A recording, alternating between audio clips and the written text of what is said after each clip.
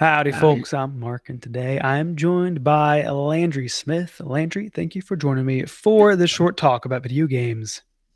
Yeah, man. Absolutely. Thanks for having me. Always a blast to be on here. Oh, absolutely. And you out there, you listen to Quick Play, so let's get right into it. Landry, I haven't had you on a bit, so I reached out. I sent you my kind of short list of episode ideas just to see, like, hey, any of these that tickle your fancy that you want to dive into, and then you ended up sending back like a barn burner of a text with an idea pitch that you had to talk about. So this is kind of the leading question, but like, Landry, how do you feel about games industry coverage lately?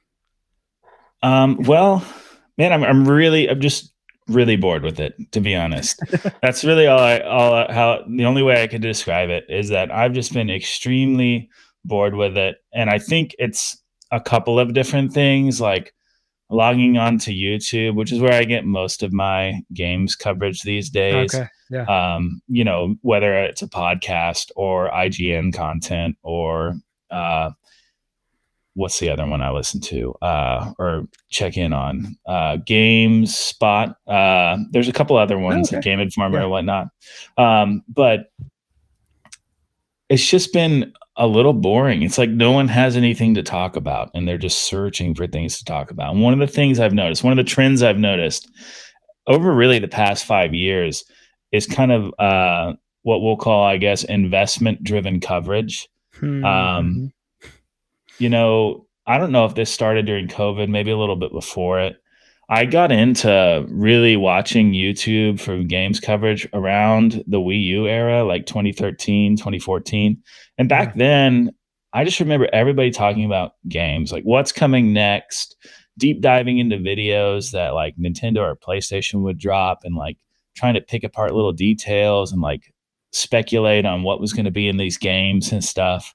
And that was yeah, really fun. And I really genuinely enjoyed that discourse and the conversation around it. But lately, I feel like games coverage has been dominated by people talking about like how a company's stock is doing or these sure, yeah, quarterly sales kind of like numbers and yeah, their stock market fluctuations and company layoffs. And it just seems like the more coverage is about brand health than about the actual mm-hmm. games that these companies are putting out. And personally, uh, it just kind of bores me. So I find Man, myself leaving that space, uh, mm-hmm. and tuning in less to a lot of these things that I got a lot of joy out of. Really, for the Yeah, past like 10 years or so. man, that's a bummer. That's I also like I totally see what you're saying, and even thinking back of like I feel like my first foray into really kind of keeping track of games media and or like kind of games industry stuff is around when Smash Bros. Ultimate got announced or initially, and then so I would watch a ton of YouTube videos about like theories on who's going to be in Smash Bros. Ultimate, and so um, That's that's funny. Yeah. the first big cast I think I ever listened to was about like Smash Brothers speculation, and I Oh, and I nice. actually was like I wrote in to them, and that's how I met Jake and all those guys was Oh, writing nice. writing through an email. That's incredible. Look at you now. Yeah, Um, and so there's like kind of you thinking back on the days gone by, like, man, that really did click. Even just, and that was 2017, 2018 for me at that point, and so that it does feel like 2020 shifted something in this, and I would say too of like I do kind of like the number side of all this. Like there's like I also do like the quarterly financial reports from Nintendo because I know that's a well we got to mention friend of the show Parker got to do his jingle for MVC and their yeah, quarterly it's an financials. absolute ripper.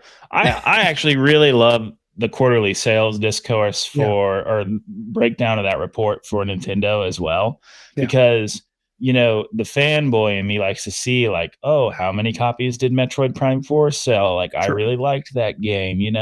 Did it cross 1 million yet? And you feel a little down when they don't or whatever. But then and I think that to me is me behaving more like a shareholder than like a gamer. Like, what does Mhm. it matter if Metroid Prime sold that many copies? Because you know what? Like in our little friend group, a lot of us played that game and we all had a lot of interesting opinions on it. Yeah. And not only did I play that game and really enjoy it, but I talked about it with my friends a lot, and we all had differing opinions compared to like what the mass internet had. And like to me, I extracted a lot of joy from that. So what does it Yeah. matter if it sold a lot?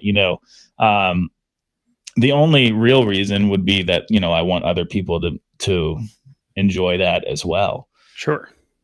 There's even kind of and I don't want to say a threat to it not doing well, but like there's part of it where if Metroid Prime 4 doesn't sell well, does that decrease the likelihood of Metroid Prime 5, if I could say it right? Um, and so I wonder if that is an element of like kind of this pearl clutching around numbers is, do Yeah. we get more of the things we like, or do we see more of the things we don't like? Um, at the same And time too. Oh, go ahead. Yeah. well, no, to that point, man, Yeah.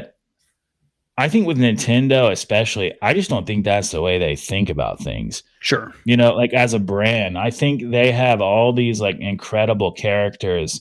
And I do think they're smart enough to understand like Metroid Prime 4 was a weird project. It went through a Mhm. lot of different variations and didn't work out really as well as they probably hoped. Sure. Yeah. They have Metroid Dread, and they're the type of company that they have an idea for a project, like the voxels with Donkey Kong. That wasn't necessary. That was Yeah. made out of Mario Odyssey's engine, and then Donkey Kong was put onto that project because that character fit that idea the best. So Yeah.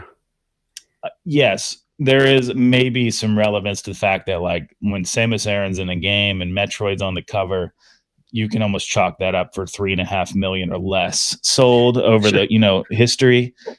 I mean, look, I mean, I know all the sales data for these games because I'm as We're big of a nerd as so anybody. deep into it. Yeah. Yeah, I listen to all this stuff, but at the same time, like that worry that these things aren't going to come to be. Like, look at Star Fox. Like, it's got a brand new game coming out, and that game has not done super well. Sure. Pikmin never sells a ton. We've had Yeah. 4 incredible games. Yeah. And it's funny of like even my pushback about Star Fox is like thinking of, oh, I just run MVC of like, oh no, this new Star Fox reboot is the best selling game on Amazon right now. But there I am being more of like drawn back into the numbers side of it of Right. like, and that it is kind of like, how do we break out of just the numbers? Cause the numbers are so like, I love a good metric, like, and the numbers are, you can glob onto those. Um, but kind of, you mentioned of like, it's almost like acting like a shareholder where it's even Star Fox is a game, like it's a game series I don't love. Like I would like to try out this new Star Fox games eventually. I'm probably not going to be day one with it. But I'm like, why am I so kind of obsessed with wanting this game to do well? Even though I'm Yeah. like, I'm probably not even That's going to play it interesting. for 2 or 3 years, if at all.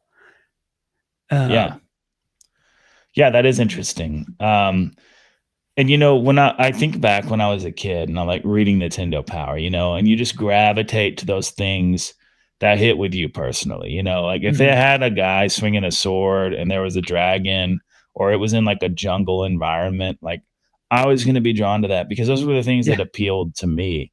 And you'd catch me dead before I was reading one of the article. There was never an article about like how a game sold or the stock prices. And I shouldn't say that because there was a top 10 sold list in Nintendo Power every month. sure.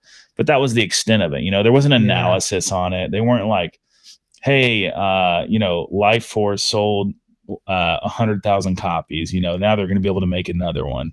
That was never it. It was just kind of like the trending things you should go out and rent or whatever. Um, yeah, but yeah, I mean, I don't know. I guess that was just my point. Like as a Yeah, kid, what drew me to gaming was the things that I loved, not the things that I didn't love and want to do well. But I'm like you. I mean, sure. I have like this kind of almost like console war tribalism where like I want everything that Nintendo makes to just like crank out 3 to 4 million copies, or I love checking in on those Mario Kart 8 sales numbers, and I'm like, ooh, I hope Yeah, it sells as much as like Grand Theft Auto 5 or whatever, just like yeah, ridiculous things that don't right. make sense for an adult man to be thinking about. Which that's even kind of I wonder if that's the hook of this too, is how much, ah, man, like the video game industry stuff is how I've learned a ton about how business works overall, and that makes me Same. feel like an adult.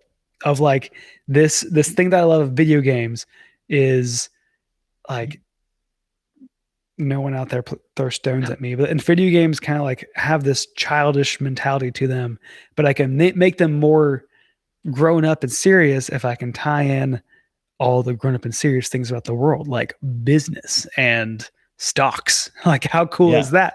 That we can talk, like, video games can be how I talk about and learn about how the stock market works. And it's like, that's actually, that might, like, well, we might be trying for video game industry to work too hard to be something like that it doesn't have to be. Um, yeah, Well, I don't know. Yeah. and another side of it is, we do live in America, and the American video game company, the big one, is Microsoft. Hmm. And I think they are much more and I think this is a fault of theirs, but they talk about that stuff way in the open with the Yeah. with the public, and also seemingly like with their um to their audience as well. And they try to listen to their audience. Again, I think this is a bad thing, because a lot of times what you're hearing from is like the noisy few, and Yeah. you're not capturing the imagination of the wider audience. And you never see Nintendo or PlayStation respond with like an apology when they have like 30,000 fans butthurt over something that they didn't put in a game. They just move on. There's no response. There's no anything. But Microsoft, every time, seems to put their foot in their mouth and apologize for whatever they've done wrong. Like, oh, we're so sorry we had to raise the price of this, or we're so sorry, we left y'all out, and all of our games are not exclusive anymore. It's like, just do what you got to do. You make your business move and move on. Yeah. So maybe there's something to that. Maybe Microsoft's conversation points with their audience has kind of pushed games coverage to be more in on this. But I also think Mm-hmm. I think a large part of it personally is just the constant news cycle of games coverage. Like these people, these sites, they always need to be producing video content. Every day they need to come up with something. And that's kind of that's an easy way to build a story. Like, oh, Yeah. this company from Sony got cut today, and like 500 employees were lost. Like, let's talk about how this is going to affect their stock, and what does this mean for the games in the future. Yeah. Man. Do you think, where does this compare with other industries and their kind of like, does the film industry do this too? Like, is like films industry news coverage this numbers obsessed too, or is this a I video game think thing? I think so. I think with like, especially where I see it the most would be like streaming services, right? This seems like a big tech thing. Uh, So like okay. Yeah. Netflix, Sure.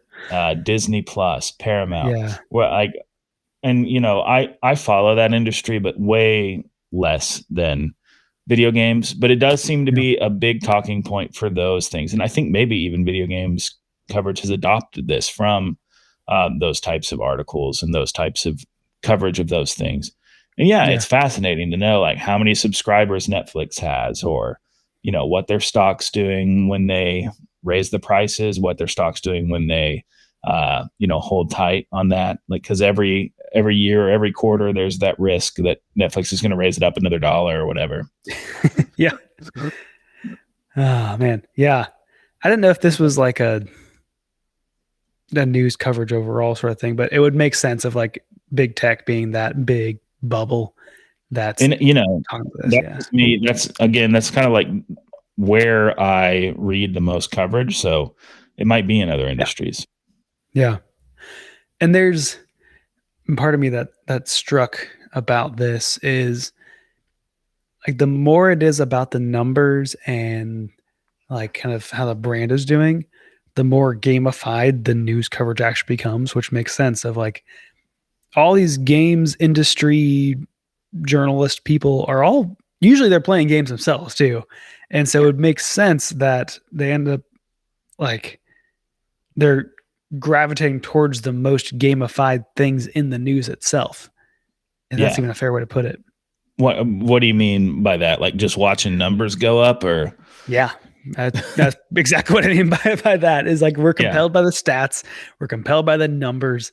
It's like it's a health bar, it's a power meter, like it is a ranking. We love a list, we love a ranking, we love even just like a head-on-head battle between like Microsoft and Sony. And you mentioned too, so much of this comes back to even like the console war tribalism with it as well. Yeah, does that? Yeah, I think, and I think it's fun for. I think some games coverage got people really believe it's fun to like analyze. Like, oh, for instance, Capcom released their reports. Like they come out with single player games that are like pretty consistent. They're doing basically the old business model that was popular in the 2000s and 2010s, and they've been profitable for I think I saw 15 years in a row. They year over year have been profitable, increase in profit. Don't quote me on that. It might be less, but I think that's what I saw. And this was on GameScoop that I was listening to, and I'm always like doing a million things while I'm listening to it. So, but anyway, that's kind of like the good guys won story, right? For us gamers who, I feel like there's different types of people who play video games. There's the people who get caught up in live service games and only have one game they go back to over and over and over again.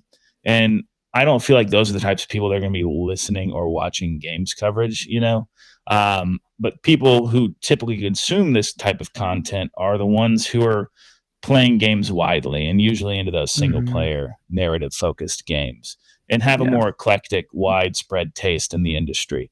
So, that's kind of cool. And again, like I don't necessarily have a problem with this kind of storytelling. I just think it's dominating the industry a little too much. And I just miss the conversation topics and points that I used to see on these websites in the Wii U era, which I still think is like one of the golden ages of gaming, because everyone was hating on it all the time. It just kind of felt like the little guy, but there were just, if you were a Wii U fan, you were there on the ground floor. There were always games coming out. Nintendo was also in their bag with directs. Like they would announce a billion games at once, and you would just be like, oh, cool. Like I have a new Breath of the Wild trailer. There's a new 3D World trailer out. Like let's all kind of like go to Game Explain and watch them dissect all these trailers and stuff like that. And it was it was really fun to be a part of that conversation and to be like speculating and stuff like that. And I think a lot of it might be the way these companies have stopped kind of giving us as a consumer as much. They're not dangling the carrot in front of us anymore, right? Nintendo's strategy seems to be like, we're going to give you a commercial or explain to you that we have a game like 2 months out before, and that's when you're going to hear about it. And if we have a direct, you're going to get maybe like 2 announcements and a bunch of other commercials for things you already know about. So it maybe like I said, the games coverage media might just be starved for stories or for different angles. I just think the angle they've chosen is a little, I think they've wrung it for all it's worth. And you can continue to go to that well whenever those quarterly sales hit, but maybe try a new angle, maybe try some Yeah. a different spin on it. Yeah. And I know one of the things you mentioned that in the text as well was like kind of brands being, or like games are more of like kind of the brand lineup or like a Oh yeah. content pipeline. And that you kind of started to touch on that too as you were kind of just talking as well. Do you want to touch on more and like kind of unpack like the brand management of it all?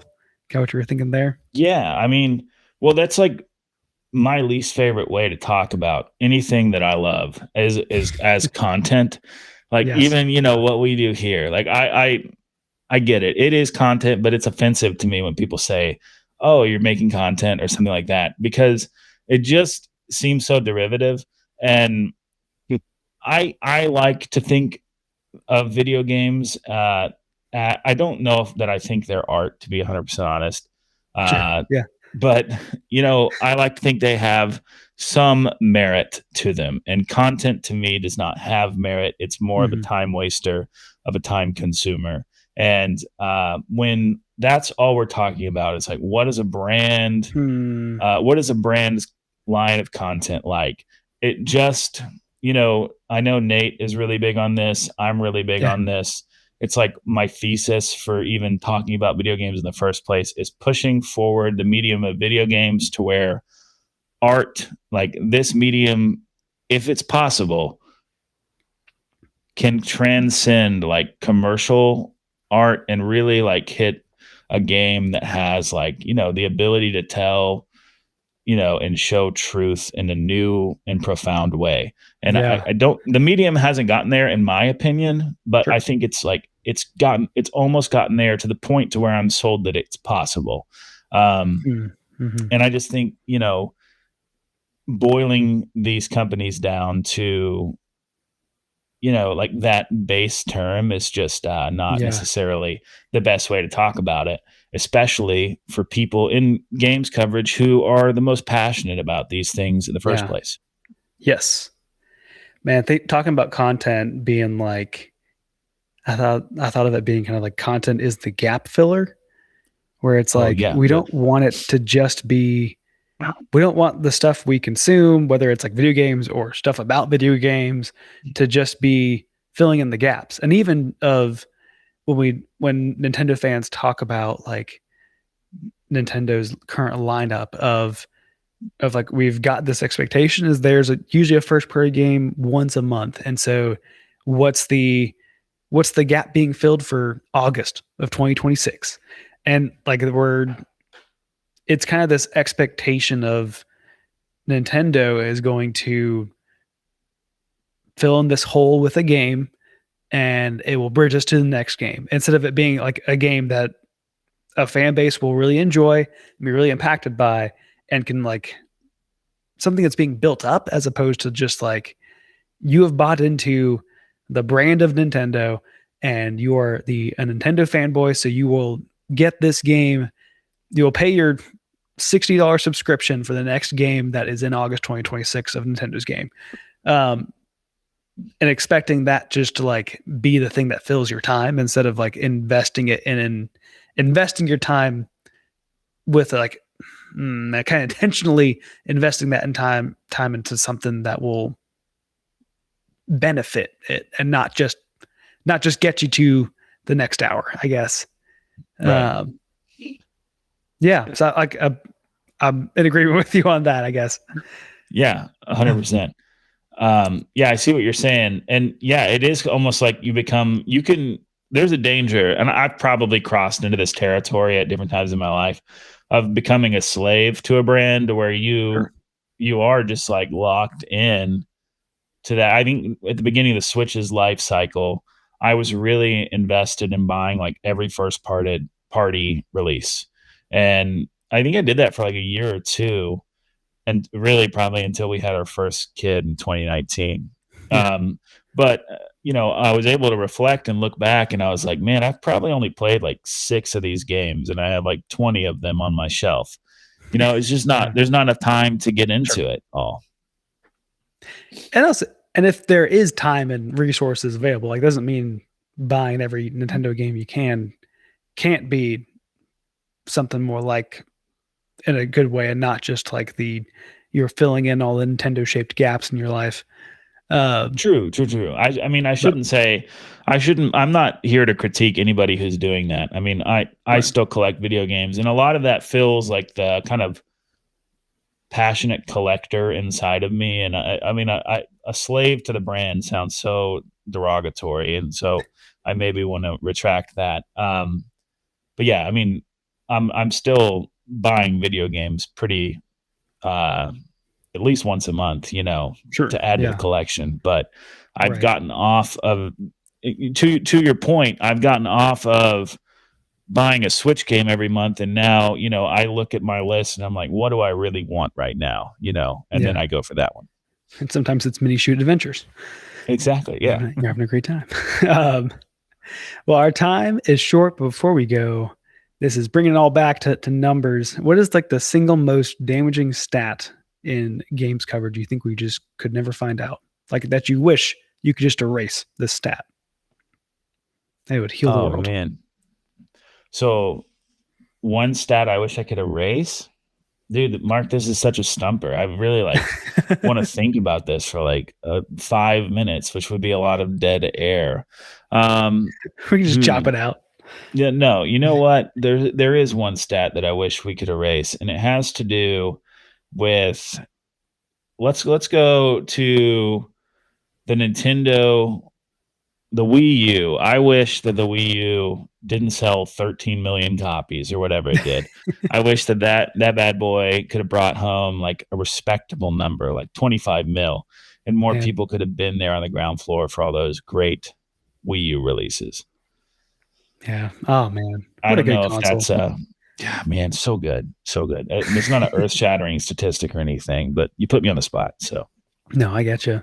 I kind of wonder if we just couldn't find out how many consoles were sold, would we be happier?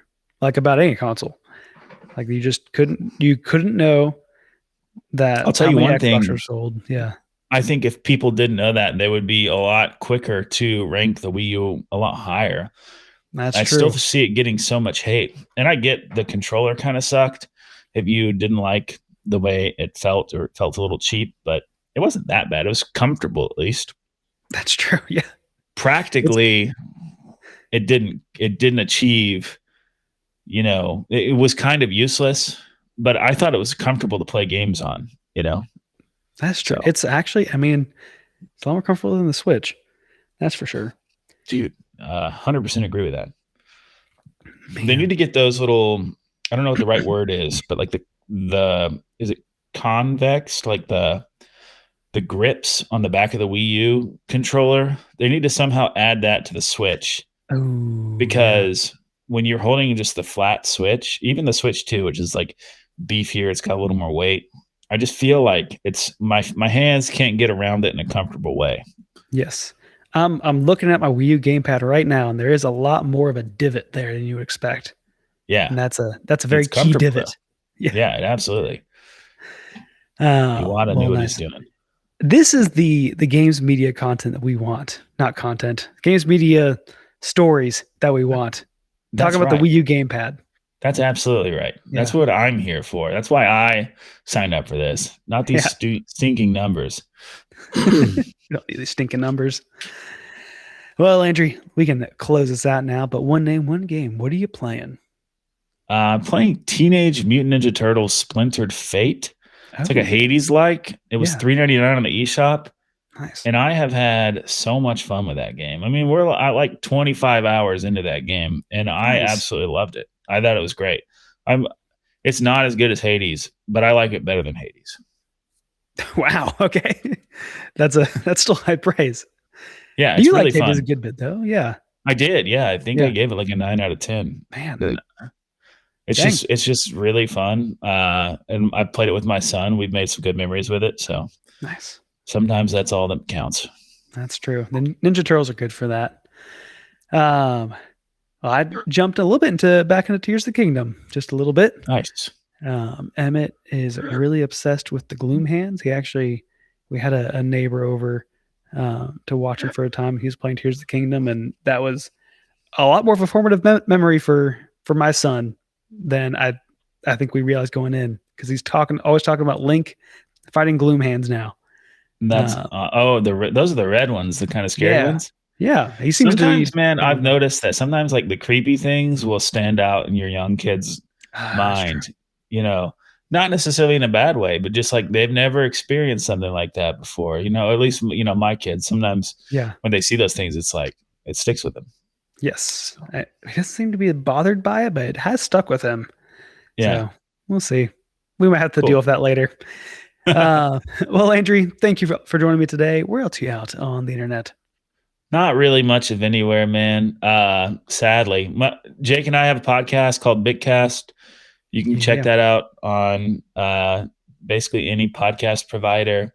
If you look up Bitcast, though, you'll have to scroll through and look for the purple looking logo, because there's a couple other ones that have popped up recently. But yeah, man, I'm not on social media. It's been nice, like 2 years free of social media. I do kind of miss it, but every time I try and go back, I'm like, nah, this is like a cesspool. So I'm out. I reinstalled Twitter on my phone, and that was a mistake. It's not a good time. Yeah. Well, on that note, thank you all for listening in. You can follow us on the major podcasting services or on YouTube. You can press all the good buttons there if you enjoyed this conversation. And Quick Play is just one small part of the Playwell network, which includes shows like Retronym. It's another short form podcast from Wesley Ray on all the ways we think about video games. And a link to Retronym and other Playwell Network shows can be found at playwellnetwork.com. But you can find Quick Play on the proper socials at Quick Play Pod, and let us know, are we just too obsessed with numbers? Do we need to come back a little bit? Go back to words. That's all the time we have for today. Thanks.